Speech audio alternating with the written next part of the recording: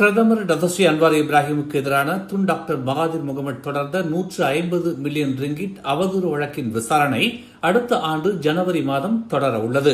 ஜனவரி 13 மற்றும் 14, ஜனவரி 28 மற்றும் 29, பிப்ரவரி 9 ஆகிய தேதிகளில் உயர்நீதிமன்ற நீதித்துறை ஆணையர் டாக்டர் டொனால்டு ஜோசப் பிராங்க்லின் முன் வழக்கு விசாரணை மீண்டும் தொடங்கும் என்று தெரிவிக்கப்பட்டுள்ளது. முன்னதாக 100 வயதான மகாதிர் அன்வாரின் சட்டக்குழுவை தனது புகாரின் மையத்தில் கவனம் செலுத்துமாறு வலியுறுத்தியுள்ளார். பில்லியன் கணக்கான அரசாங்க நிதியை திருடியதாகவும் பில்லியன் கணக்கான ரிங்கிட் வைத்திருந்ததாகவும் மகாதிர் மீது அன்வார் குற்றம் சாட்டினார். இதனை அடுத்து வழக்கு முடிவதற்குள் தாம் இறந்துவிடக் கூடும் என்றும் தனது வாழ்நாளில் நீதி மறுக்கப்படும் என்றும் அஞ்சுவதாக இந்த வழக்கு குறித்து மகாதிர் தெரிவித்திருந்தார்.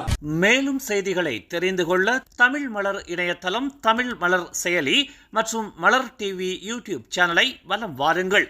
எங்களோடு இணைந்திருக்க மலர் டிவியை பதிவு செய்து கொள்ளுங்கள். உறவுகள் மகிழ்ந்திட விருப்பம் மற்றும் பகிர்வு சேவையை சொடுக்கிடுங்கள்.